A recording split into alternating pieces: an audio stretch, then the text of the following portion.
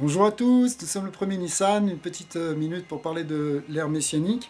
Alors, il est écrit dans la dernière paracha du Sefer Bamidbar, eh bien, cette paracha commence par le verset « Ele Maseh Bene Israël Asher Yatsu Meretz Mitzrayim ». Voici les déplacements, les voyages qu'ont fait les enfants d'Israël lorsqu'ils sont sortis d'Égypte, pour sortir d'Égypte. Alors, pour sortir d'Égypte, il aurait suffi de parler d'une seule étape.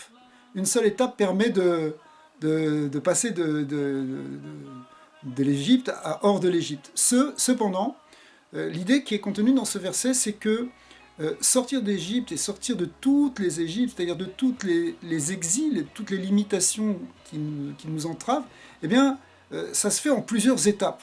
Un peu comme la croissance personnelle d'une personne qui se fait d'étape en étape, et il y a une progression, il y a une montée.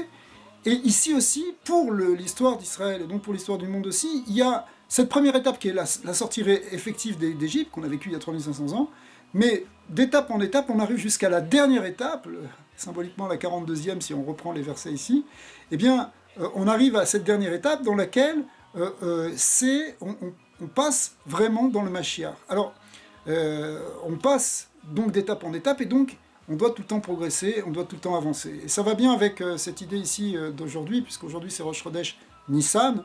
Alors Rosh Chodesh Nissan, c'est une grande date dans la Torah, c'est le jour où a été établi le Mishkan, c'est-à-dire que la résidence de la présence divine a pu commencer à Rosh Chodesh Nissan. La Shrina est à nouveau revenue dans le camp des Béné Israël. Ça représente justement le fait qu'on arrive ce jour-là à rendre effectif cette possibilité de recevoir la présence divine dans ce monde.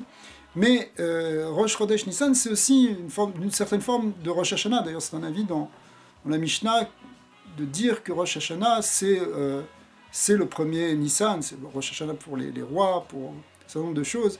Mais il y a ici donc une idée de début.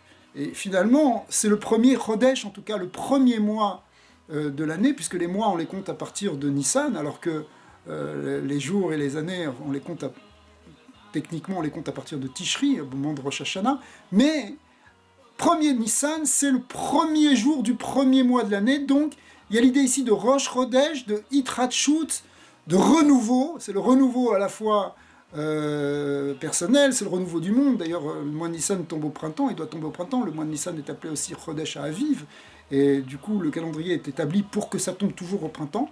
Eh bien, il y a l'idée ici, au travers du renouveau de la nature, c'est le renouveau en même temps de chacun, et c'est le fameux renouveau qu'on attend, le renouveau du monde qu'on attend au moment du Mashiach. Et donc Rosh Chodesh Nissan, c'est le moment de rentrer dans cet esprit justement de renouveau messianique, et tel que les maîtres du Talmud aussi nous disent que on a été délivré au mois de Nissan, donc à l'époque de Pessah, qui tombait le mois de Pessah, c'est-à-dire la sortie d'Égypte, qui tombait donc le 15 Nissan, et les Hatid, Igalou, Be, Chodesh, Nissan, aussi, on sera délivré le mois de Nissan pour le Mashiach, Bezat Hashem. Alors c'est ce qu'on espère voir et se réaliser concrètement dès aujourd'hui.